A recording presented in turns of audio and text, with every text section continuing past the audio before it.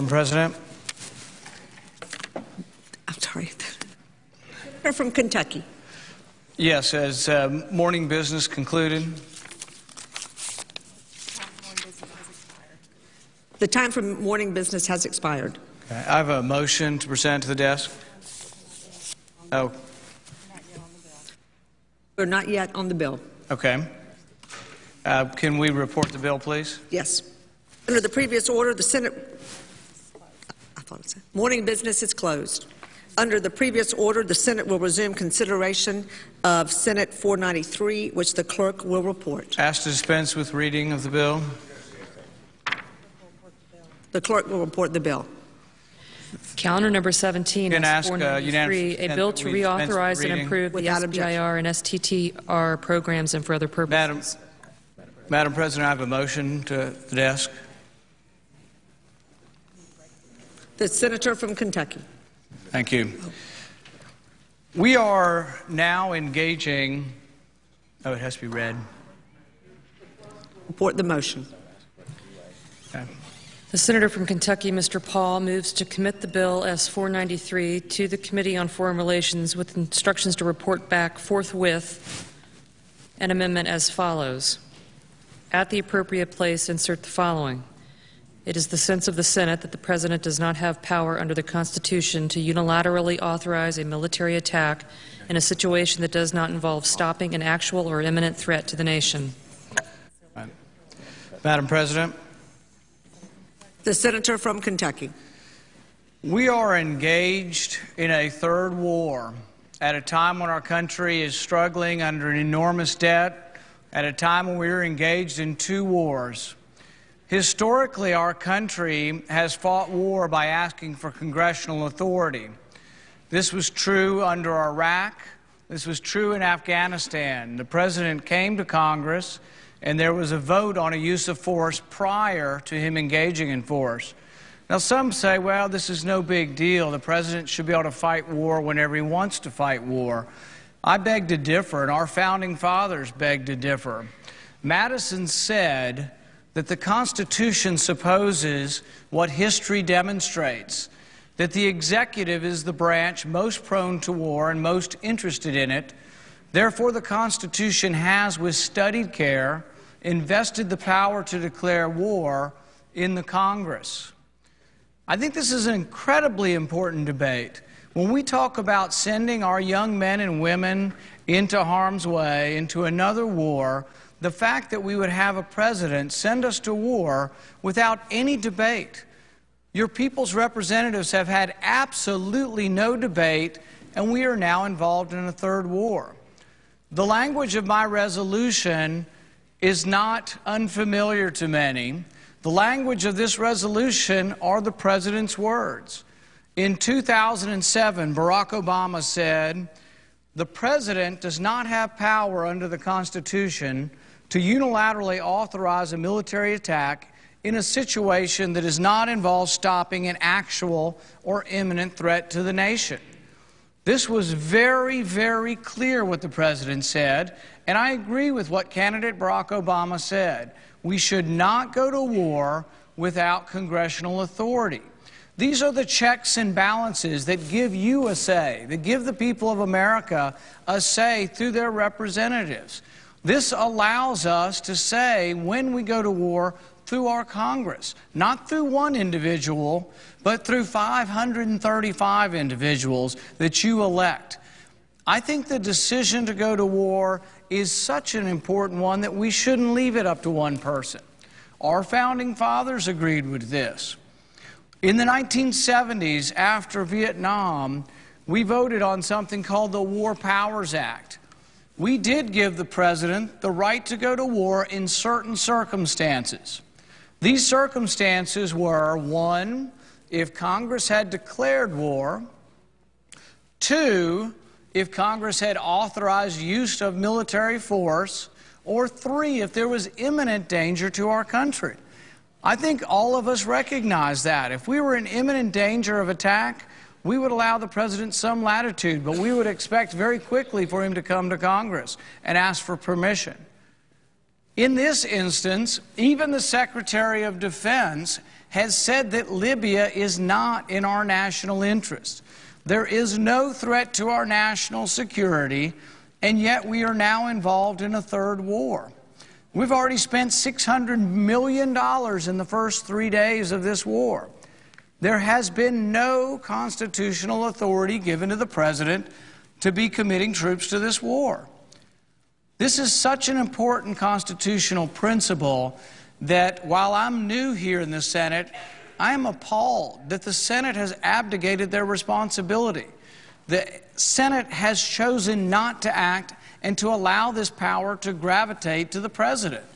I think that the precedent for allowing a president to continue to act or to initiate war without congressional review, without congressional votes, without the representatives of the people having any say is a real problem. There was an article this morning in the Washington Times by General Mark Kimmett. In that, he says that there is a climate of cognitive dissonance surrounding the discussion as military objectives seem detached from U.S. policy, the lack of connectivity between the use of force and campaign objectives, the subordination of the military to a non-decisive purpose turns decades of policy on the use of force on its head. This is from General Kimmett this morning. Vital national interests are not threatened, nor have sanctions failed or diplomacy been exhausted. We are putting the lives of our troops at risk in a non-decisive role for a mission that does not meet the threshold of a vital or national interest. This is General Kimmett goes on further. For a military carrying the burden of 3 wars on its back for the foreseeable future, a policy of more frequent intervention and suboptimal use of force as an instrument of diplomacy is a mistake. I come from a state, Kentucky, that has 2 military bases. I see our young men and women going to war, and I worry about their families and themselves engaged in 2 wars. Some of these young men and women have been going to war for 10 years now. And the President now is going to engage us in a 3rd war without any consultation, without any voting in Congress, and without any congressional authority. I think this is a very serious breach of our Constitution. It is something that we should not let happen lightly. It is something that we should object strenuously to, and that we should force a debate in this body. Many debates historically have happened here, many important debates. And what's happening now is we are abdicating our duty and allowing this to be made unilaterally by one individual. I think it's a mistake, I think it's a travesty, and I think it should end. There have been some questions about who these people are that we will be supporting in this new war. I think there's no question that Gaddafi is a tyrant, an autocrat, and someone that freedom-loving people would despise. However, do we know who the rebels are? During the 1980s, we supported the freedom fighters in Afghanistan. Do you know who turned out to be the leader of the freedom fighters, or one of the leaders? Osama bin Laden. Now our mortal enemy was receiving money from the United States and support from the United States for over a decade. In fact, the State Department's stated goals in Afghanistan during the 1980s was radical jihad. We were in favor of radical jihad because we thought the Islamic radicals hated the Russians worse than us. They did until they got rid of the Russians. Now they hate us as much or more. I think we have to be very careful in going to war. I told my constituents when I ran for office that the most important vote I would ever take would be on sending their men and women, the boys and girls, the young men and women in my state or anywhere across the United States to war. To me, it's an amazing thing that we would do this so lightly without any consideration by this august body, to send our young men and women to war without any congressional approval. There have been some reports in the media about possible ties of al-Qaeda to the rebels. This morning in the Washington Post, a former leader of Libya's al-Qaeda affiliate says he thinks freelance jihadists have joined the rebel forces. NATO commander says some of al-Qaeda and Hezbollah forces are fighting Gaddafi forces. Former jihadist Norman Benatman estimates 1,000 jihadists in Libya. These are the rebels. We have to ask ourselves, when Gaddafi's gone, who will take his place? A 2007 West Point study showed that 19% of foreign al-Qaeda fighters in Afghanistan hail from Libya.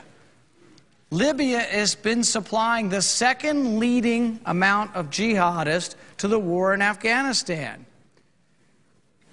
Interestingly, where do these fighters go? Do the fighters come back to Libya to haunt us? When Gaddafi is gone, will we now have an al-Qaeda-supported government in Libya? But I think most importantly are not the practical aspects of going to war, it's that we didn't follow the Constitution in going to war, and we should have. The Constitution says very clearly that the power to declare war is a power that was given to Congress and not to the President. James Madison in the Federalist Papers was very explicit that this was a power given to Congress and not to the President. The President's own words are incredibly important here. The hypocrisy is amazing. In 2007, the President said, any president does not have the power under the Constitution to unilaterally authorize a military attack in a situation that does not involve stopping an actual or imminent threat to the nation. And yet here we have a president cavalierly taking us to war. He seems to have had a lot of time to talk to people. He talked to the Arab League. They had time to get together and vote on it. He talked to the UN. They had time to get together and vote on it. But he had utter disregard and contempt for the most important body in the United States that represents the people, the U.S. Congress. Utter contempt. He's gone to NATO, he's gone to our allies, he's gone to the UN, he's gone to the Arab League, but he has not had one single minute of debate in Congress. To add insult to injury, he chose to go to war while in Brazil, while Congress was not even in session. This really, really should not be the way we operate as a constitutional republic. I'm saddened that no one here seems to stand up and say, why in the world would we let a president take us to war without any debate? Why in the world, when we're involved in 2 wars, would we get involved with a 3rd war without having a debate in Congress? This, to me, is a remarkable and really tragic set of events. I hope that the Congress and the Senate in particular will see fit to pass this motion, which sends the bill back to committee with specific instructions. The specific instructions are the President's words, and I'll be more than interested to see whether his supporters here in the Senate will support the candidate Barack Obama or now the hypocritical version that has become our president.